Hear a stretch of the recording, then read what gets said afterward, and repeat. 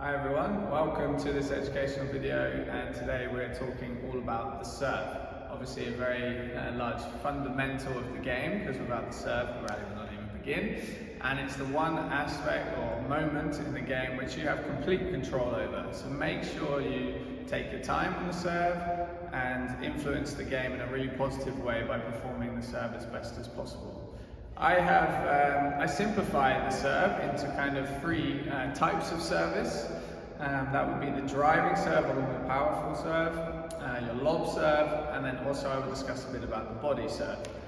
Okay, now I would like to stress that I am a right-handed player, but any left-handers viewing this can flip the principles from one side to the other, as they are still the same and relevant. It's also really important to understand where the targets are for the different serves to help you get the right kind of control over the ball based on how much power you use. Obviously, the less power you're going to use, the higher on the front wall you need to hit the ball, and vice versa. So what we're going to do now is go over to some of the service boxes and have a look at the types of serve and how to perform the correct techniques. There is one video that we've created, and I'll also explain a bit about it today, is a kind of the four-step pattern which helps you have the correct coordination between your arms, your legs and your body, and helps you perform the serve with balance and control, because without those aspects then the accuracy of your shot is also going to suffer. Okay, well, I hope you enjoy this video. You can take lots of tips from it. Let's go look at the serves. Okay, so here we go for the service. So I start off with, I call it the driving serve, or basically the serve hit with more power, where you're trying to get a bit more intensity into the shot to cause more pressure to your opponent. But what is really important, like I mentioned before, is to explain the four-step pattern to you guys and girls.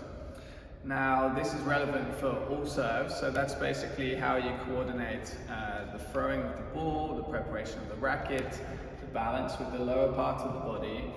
Now, this throw to start with is very, very important. Now, for instance, in squash, there is no set rule, obviously, apart from where the boundaries are within the court of how you serve. But the best idea is to have more of an underarm serve. Okay, you do not want to be having a tennis overarm hit in the same way, because the principle of the serve is to get the ball above the middle red line on that front wall. So any downwards force of momentum like this is kind of limiting the serve's ability to go into the back corners. Okay, so first of all, I would encourage more of an underarm swing. On the lob serve, which I'll explain in a minute, it will be much more extreme because you'll come much more underneath the ball. For this driving serve, I guess you're probably going to play the ball between around hip to chest height. Anything higher than that is going to cause a lot more effort in the shot. So with that in mind, make sure you're making a contact point around chest height, like I said. That will help you basically take the energy of the swing through the ball much better and direct it where you want it to go. So the four-step pattern is to start with your racket back, ready and controlled. So you will feel the fingers gripping the racket and keeping it nice and stable and steady. Now your racket is prepared. Always try and start from this position. Then there's no extra wasted time or energy taking your racket back. Because actually, if you're to move and step into your balanced position, which is vital for the serve, whilst you're taking your racket back, you're sort of taking your body out of balance, okay? So this racket must be stable and prepared, so that as you step forward and secure that balance and get the momentum of the swing coming into that front leg, then that is going to give you more control over what you're doing. Okay, so the racket is coming back first.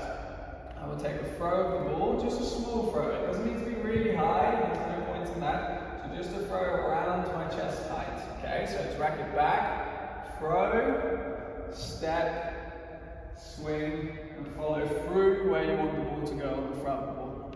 Okay, now where do I want the ball to go on the front wall? Very good question. I'm a right-hander, so I'm still on the right side of the court. For this more driving serve, I'm going to aim just left of the center.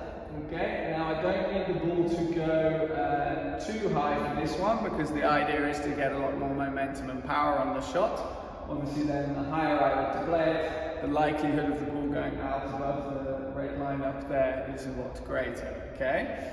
So left, just left of the center of the front wall, that will be helped by how I stand to start with.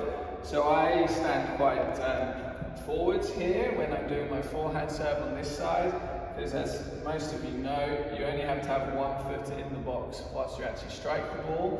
This means that I can start here with both my feet roughly together. Then after I've thrown the ball, I'm able to step forwards a little bit, maximize the forwards position, and then play my shot. Okay? Now the stance, you can see with my chest here, align your body so that the left shoulder, and then obviously this is the reverse for left-handers, it would be their right shoulder. This position is pointing where you want the ball to go.